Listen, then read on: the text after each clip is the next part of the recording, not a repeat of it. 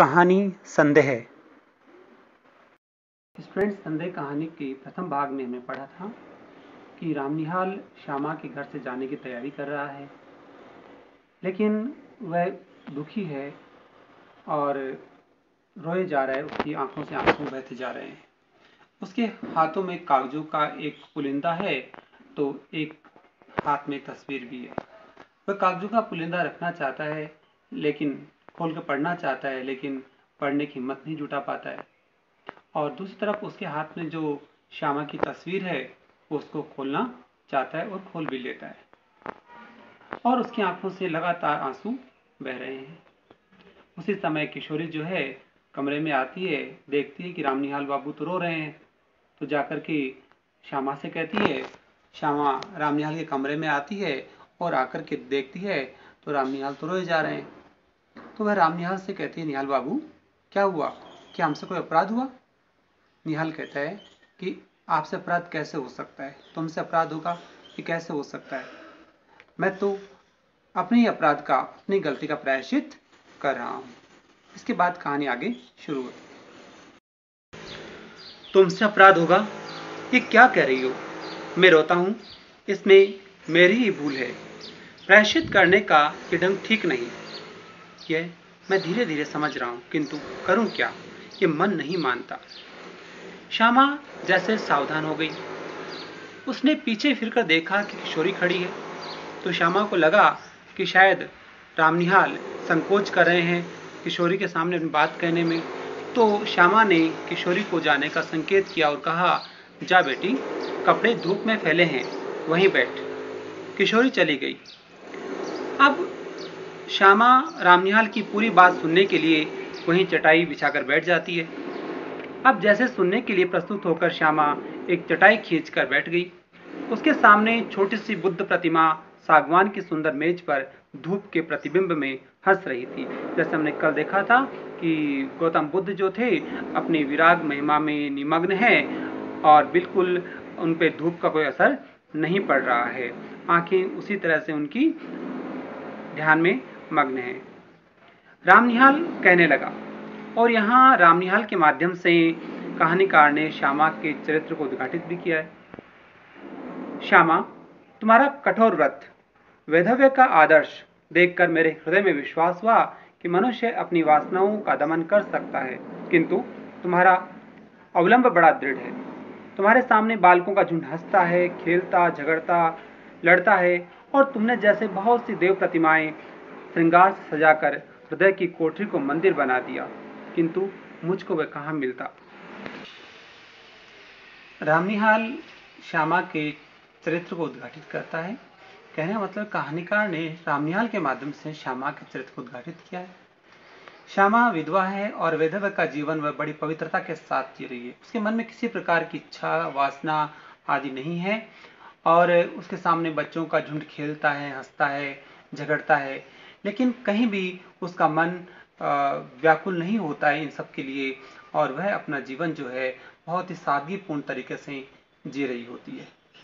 रामनिहाल कहता है कि तुमने अपने हृदय को इतना पवित्र बना लिया है, पवित्र बना करके मंदिर के समान बना लिया है, और उसमें अनेक देव प्रतिमाएं तुमने विराजमान कर ली है, और ऐसे में ये पवित्र हृदय मुझे कैसे मिल सकता, मैं इसे कैसे पा सकता हूँ। रामनिहाल श्यामा से अपने बारे में कहने लगा, भारत के भिन्न भिन्न प्रदेशों में छोटा मोटा व्यवसाय, नौकरी और पेट पालने की सुविधाओं को खोजता हुआ जब तुम्हारे घर आया तो मुझे विश्वास हुआ कि मैंने घर पाया। वास्तव में रामनिहाल जगह जगह भटक रहा था, महत्वाकांक्षी था, इसलिए वह कभी भी एक नौकरी से संतुष्ट नहीं हो पाता है। और जब घूमता घूमता जब वह श्यामा के घर पहुंचता है तो श्यामा का मित्रतापूर्ण व्यवहार, सहानुभूतिपूर्ण व्यवहार देखकर उसे लगता है कि उसने घर पा लिया। मैं जब से संसार को जानने लगा तभी से मैं गृहहीन था, मेरा अपना कोई घर नहीं था। शायद कोई कारण रहा होगा, अब उसने ऐसा क्यों कहा है इसमें स्पष्ट नहीं है, लेकिन यहाँ रामनिहाल को अकेला बताया गया है। मेरा संदूक और थोड़ा सा सामान जो मेरे उत्तराधिकार का अंश था, जो मुझे विरासत में प्राप्त हुआ था, अपनी पीठ पर लादे हुए घूमता रहा, ठीक उसी तरह जैसे कंजर अपनी गृहस्थी टट्टू पर लादे हुए घूमता है। कंजर कहते हैं घुमक्कड़ प्राणी को, घुमक्कड़ व्यक्ति को कंजर कहा जाता है। और उसके पास अपना थोड़ा सा सामान होता है। वह टट्टू, टट्टू किसे कहते हैं? घोड़ा और गधे की बीच की प्रजाति होती है, उसे टट्टू कहा जाता है। उस पर अपना सामान रखता है और घूमता रहता है। कभी कुछ दिन कहाँ बिताता है और फिर कुछ दिन कहीं और बिताता है। ऐसे व्यक्ति को कंजर कहा जाता है। रामनिहाल कहता है, मैं चतुर था, इतना चतुर जितना मनुष्य को न होना चाहिए। रामनिहाल को आरंभ में लगता था कि वो बहुत चतुर है, लेकिन बाद में उसे अपनी गलती का एहसास होता है और वह बात श्यामा से कहता है कि श्यामा, मुझे इतना चतुर नहीं होना चाहिए, क्योंकि मुझे विश्वास है कि मनुष्य अधिक चतुर बनकर अपने को अभागा बना लेता है और भगवान की दया से वंचित हो जाता है। यहाँ सच्चाई भी है। मनुष्य कई बार अपने आप को बहुत अधिक चतुर समझ बैठता है और यही उसकी चतुराई उसे भाग्यहीन बना देती है। इसलिए मनुष्य को बहुत ही सादगीपूर्ण और सरल जीवन जीते हुए आगे बढ़ना चाहिए। अपनी महत्वाकांक्षा के कारण वह अपने आप को चतुर कहता है। रामनिहाल कहता है, मेरी महत्वाकांक्षा, मेरे उन्नतिशील विचार मुझे बराबर दौड़ाते रहे मीन्स उसे भटकाते रहे। वह कहीं भी एक जगह संतुष्ट होकर के बैठ नहीं पाता है, दौड़ता रहता है। कहीं एक नौकरी करता है, फिर उसे लगता है कि नहीं, यह नौकरी उसके लिए उचित नहीं है, तो उसे छोड़ देता है, फिर कहीं और चला जाता है। मैं अपनी कुशलता से अपने भाग्य को धोखा देता रहा।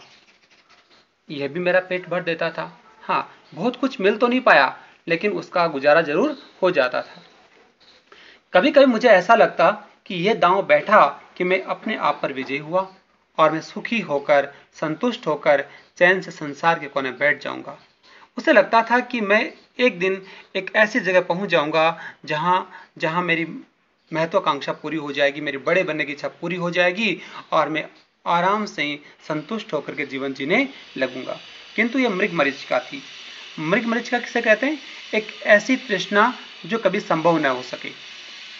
आगे से आगे तृष्णाएं बढ़ती जाती, इच्छाएं बढ़ती जाती है, वो कभी खत्म नहीं होती। इसे कहते हैं मृग मरीचिका। रामनिहाल के पास अपना उत्तराधिकार में कुछ भी नहीं था। उसके पास एक बक्सा था, थोड़ा सा सामान था, जिसे लिए वे घूमता रहता था। अब वो श्यामा के घर आ जाता है तो श्यामा घर पा करके उसे लगता है कि उसने घर पा लिया। श्यामा का स्नेहपूर्ण व्यवहार, मित्रतापूर्ण व्यवहार उसे आकर्षित करता है। उसे लगता है कि उसे घर मिल चुका है। रामनिहाल बहुत महत्वाकांक्षी है। वह अपनी बात खुद कहता है, बहुत महत्वाकांक्षी है, बड़ा बनना चाहता है। और ये बड़ा बनने की इच्छा क्या करती है? उसे भटकाती रहती है और कभी वो बड़ा बन ही नहीं पाता है। उसे इस बात का एहसास हो जाता है कि चतुर बनकर के आदमी अभागा बन जाता है, इसलिए जीवन में अधिक चतुराई भी उचित नहीं है। और रामनिहाल के साथ भी ऐसा ही हुआ। वह जो कुछ करता उसे उसका गुजारा जरूर हो जाता था, लेकिन वह जीवन से संतुष्ट नहीं हो पाता है। फिर वह आगे कहना शुरू करता है कि वह जिनके यहाँ नौकरी करता था वे बड़े अच्छे लोग थे और उसे मानते भी बहुत थे। वह श्यामा से कहता है कि तुम्हारे यहाँ घर का सुख है, लेकिन मुझे छोड़ना ही पड़ेगा। यह कहकर के रामनिहाल चुप हो जाता है। श्यामा रामनिहाल की सारी बातें ध्यान से सुन रही थी। इतनी लंबी चौड़ी बात कहने के बाद भी जब श्यामा को लगा कि इसमें कहना क्या चाहता है रामनिहाल, तब उसने रामनिहाल से कहा, तो तुम काम की बात एक न कहोगे, व्यर्थ ही इतनी। ये कहकर के कुछ और कहना चाहती थी कि रामनिहाल बीच में ही बोल पड़ा। श्यामा और कुछ कहना चाहती थी कि रामनिहाल उसे रोककर कहने लगा, मैं तुमको अपना शुभचिंतक, मित्र और रक्षक समझता हूं। फिर तुमसे न कहूंगा तो ये भार कब तक ढोता रहूंगा। ये चैत है ना, चैत्र माह। हाँ ठीक, कार्तिक की पूर्णिमा थी। अब यहां कहानी में फ्लैशबैक शुरू होता है। कहानी फ्लैशबैक में जाती है। अब तक तो कहानी रामनिहाल अपने कमरे में सुना रहा है, लेकिन अब रामनिहाल की कहानी जो है, कहानी तो कमरे में कही जा रही है, लेकिन ये पूरी फ्लैशबैक में दिखाई जा रही है। अगर इसे मंच पे दिखाया जाए या फिर टीवी सीरियल में दिखाया जाए बना करके, तो यहां से फ्लैशबैक शुरू हो जाता है। तो अभी चैत्र माह चल रहा है जब रामनिहाल श्यामा से बात कर रहा है और एक कहानी कह रहा है कार्तिक माह की। कार्तिक माह कौन सा? दीपावली जिस महीने में आती है उसे कार्तिक माह कहा जाता है। तो उस समय की बात वो कह रहा है। चैत्र माह तो अभी का है जब वो श्यामा के घर में बात कर रहा है श्यामा से, उस समय का, और कार्तिक माह है उस समय का जब उसके साथ कोई घटना घटी थी। वह अपनी कहानी कहना शुरू करता है। मैं कामकाज से छुट्टी पाकर संध्या की शोभा देखने के लिए दशाश्वमेध घाट पर जाने के लिए तैयार था। गंगा के किनारे जो घाट बने हुए हैं, उन घाटों में एक घाट का नाम है दशाश्वमेध घाट। वहां वह नियमित रूप से शाम को जाता था संध्या दर्शन करने के लिए। कि ब्रजकिशोर बाबू ने कहा कि ब्रजकिशोर कौन है? ब्रजकिशोर और रामनिहाल दोनों एक ही दफ्तर में काम करते हैं। ब्रजकिशोर उसमें प्रबंधक हैं और रामनिहाल वहां कर्मचारी हैं। तो ब्रजकिशोर ने कहा, तुम तो गंगा किनारे टहलने जाते ही हो। आज मेरे एक संबंधी आ गए हैं, इन्हें भी एक बजरे पर बैठाकर घुमाते ले आओ।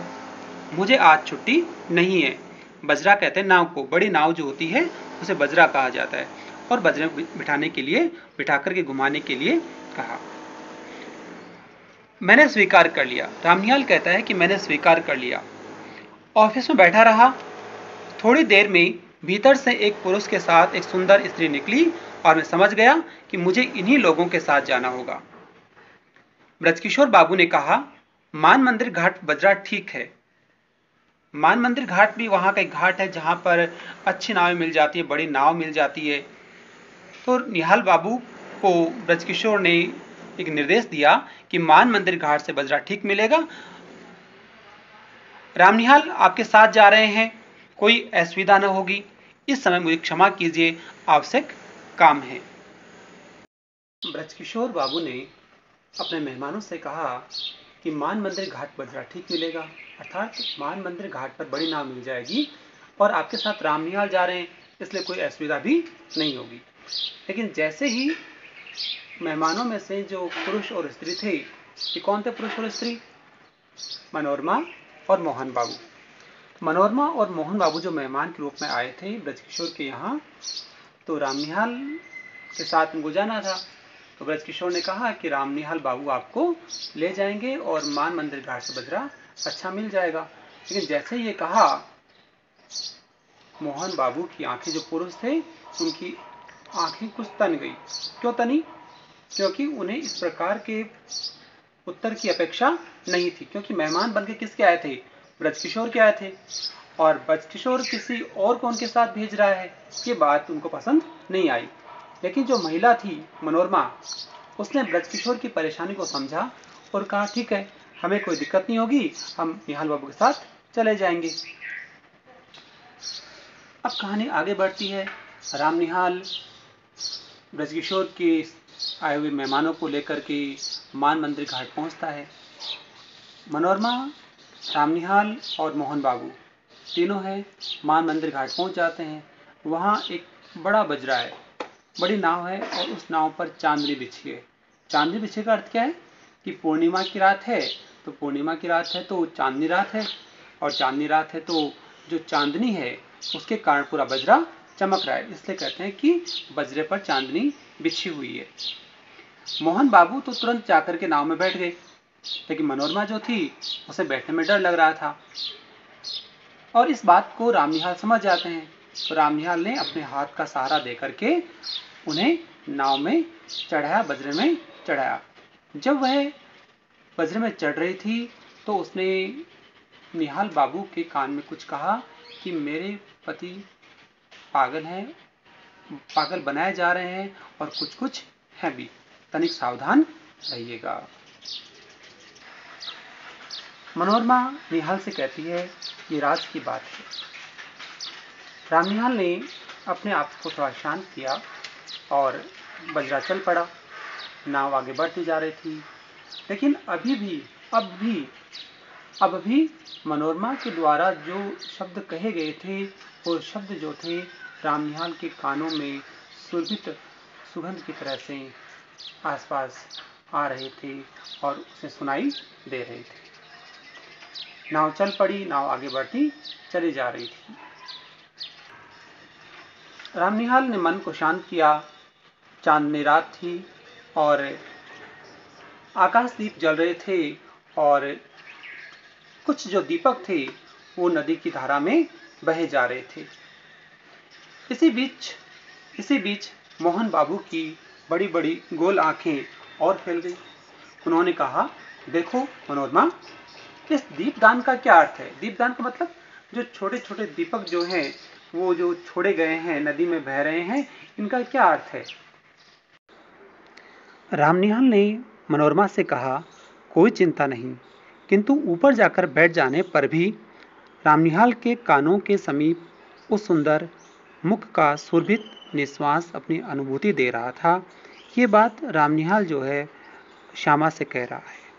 तो कह रहा है कि जो उस युवती ने, मनोरमा ने जो उसे कहा था कि मेरे पति कुछ कुछ पागल बनाए जा रहे हैं, कुछ कुछ हैं भी, तनिक सावधान रहिएगा, ये बात जो उसके सुंदर मुख से निकली थी वह अभी भी उसकी सुरभित निश्वास को, उसकी गहरी सांस को अनुभव कर रहा था।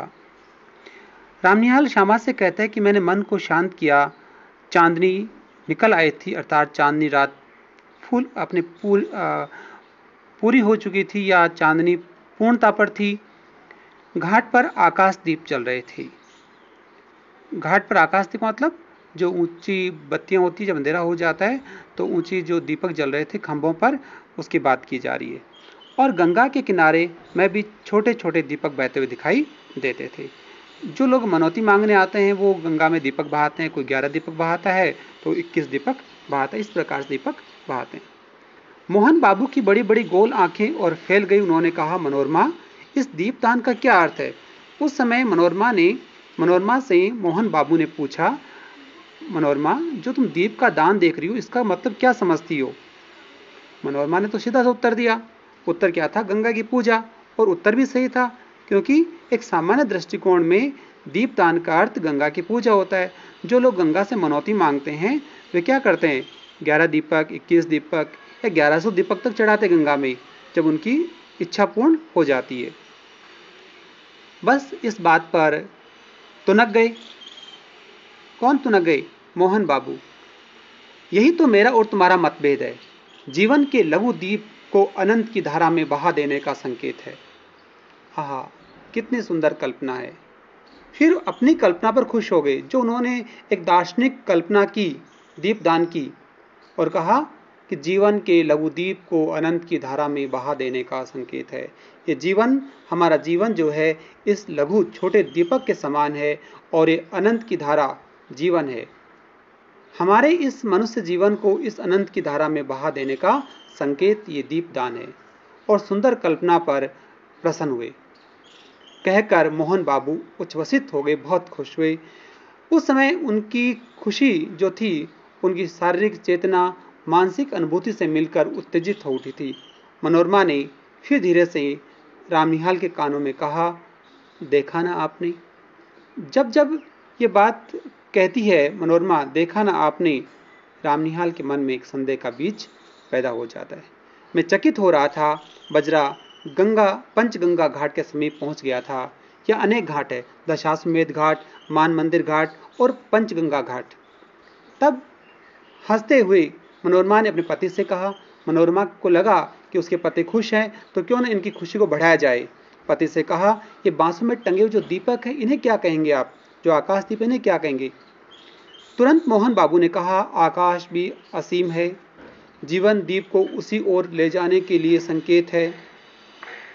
कहा कि आसमान असीम है, इसकी कोई सीमा नहीं है, और जीवन रूपी दीप जो है इसी अनंत आकाश की ओर जाने की ओर संकेत कर रहा है। अचानक हाँफने लगे और कहना शुरू किया, तुम लोगों ने मुझे पागल समझ लिया है। मैं जानता हूँ।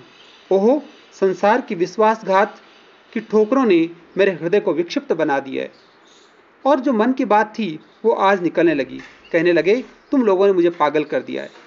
सबने मुझे धोखा दिया, मेरे साथ विश्वासघात किया और मुझे पागल बना दिया। मुझे उसे विमुख कर दिया। किसी ने मेरे मानसिक विप्लवों में मेरी मदद नहीं की, मुझे सहायता नहीं दी। मैं सबके लिए मरा करूं। मैं नहीं सह सकता। मुझे अकपट प्यार की आवश्यकता है। जीवन में वह कभी नहीं मिला। और उन्होंने मनोरमा पर आरोप लगा दिया कि मनोरमा, तुमने भी मुझे वह प्यार नहीं दिया। तुमने भी मुझे कभी वह प्यार नहीं दिया। तो आपने देखा ना, कि किस प्रकार से मोहन बाबू जो है अचानक खुश होते हैं और अचानक गंभीर होकर के क्रोधित हो जाते हैं। बस यही था उनके विक्षिप्तता का कारण। और एक मुख्य कारण क्या था? संदेह। जो मनोरमा पर वो संदेह करते थे, इसी कारण से वो विक्षिप्त अवस्था में आ चुके थे। मनोरमा घबरा उठी। उसने कह दिया, चुप रहिए, आपकी तबीयत बिगड़ रही है, शांत हो जाइए। तो बोलने लगे, क्यों शांत हो जाऊं? रामनिहाल को देखकर चुप रहूं? वह जान जाए इसमें मुझे कोई डर नहीं है। तुम लोग छिपाकर सत्य को क्यों छलना बनाती हो? जो सच्चाई है वो सामने आनी चाहिए। अगर तुम लोग मुझे ठगना चाहते हो तो सामने आना चाहिए। मोहन बाबू की सांसों की गति बढ़ गई थी। मनोरमा ने हताश भाव से, रामनिहाल कहता है कि मेरी ओर देखा। वह चांदनी रात में विशुद्ध प्रतिमा सी निश्चेष्ट हो रही थी। चांदनी रात में विशुद्ध प्रतिमा सी निश्चेष्ट हो रही थी। निश्चेष्ट का अर्थ है जिसमें कोई हलचल न हो। यहाँ मनोरमा की बात की जा रही है। जब मोहन बाबू ने कहा कि क्या मैं रामनिहाल को देखकर चुप हो जाऊं? तुम लोग सत्य को छिपाकर मेरे साथ जो छल कर रही हो, क्या मैं चुप हो जाऊं? ये बात पता चलनी चाहिए। ये बात सुनकर के वह जो मनोरमा थी, ऐसा लग रहा था कि उसमें कोई हलचल नहीं हो रही है। अब रामनिहाल आगे श्यामा से कहता है, मैंने सावधान होकर माझी से कहा, अब घूम चलो। माझी कौन होता है? नाव चलाने वाला। जो बजरा चला रहा था वो माझी था। माझी से कहा कि अब घूम चलो। क्यों घूम चलें? क्योंकि बात बिगड़ती जा रही थी।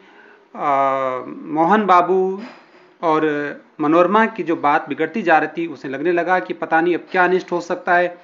इससे तो बेहतर है कि अब यहां से चला जाए। कार्तिक की चांदनी से शीतल हो चली थी। कार्तिक की रात चांदनी से शीतल हो चली थी। चांदनी रात थी, इसलिए धीरे धीरे जैसे रात बढ़ती जा रही थी, ठंडक भी बढ़ती जा रही थी। नाव मान मंदिर की ओर चल पड़ी। जिस घाट से वो लोग आए थे उसी घाट की ओर वापस चल पड़ी। मैं मोहन बाबू के विकार के बारे में सोच रहा था। मनोविकार का मतलब जो उनमें ये भाव है, विक्षिप्तता का भाव है, कभी क्रोध करना, कभी शांत हो जाना, उसके बारे में सोच रहा था।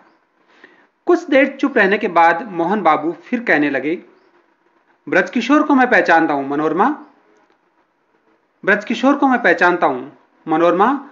उसने तुम्हारे साथ मिलकर जो षड्यंत्र रचा है, मुझे पागल बना देने का उपाय हो रहा है, उसे मैं समझ रहा हूं। और सीधा सीधा आरोप ब्रजकिशोर और मनोरमा पर मोहन बाबू ने लगा दिया कि तुम दोनों मिलकर के मुझे पागल बना देने का षड्यंत्र बना रहे हो। अब ये सोचो कि अगर जो पत्नी अपने पति से बेहद प्रेम करती है और उससे ये बात कही जाए कि तुम मिलकर के षड्यंत्र रच रही हो, तो उस समय मनोरमा पर क्या बीती होगी, उस पत्नी पर क्या बीती होगी। और मनोरमा अधीर हो जाती है, बेचैन हो जाती है और कहती है, ओहो, आप चुप न रहेंगे? मैं कहती हूं ये व्यर्थ का संदेह आप मन से निकाल दीजिए, या मेरे लिए संख्या मंगा दीजिए, छुट्टी हो। या तो संदेह मिटा दीजिए या फिर मुझे जहर दे दीजिए ताकि पिंड छूट जाए।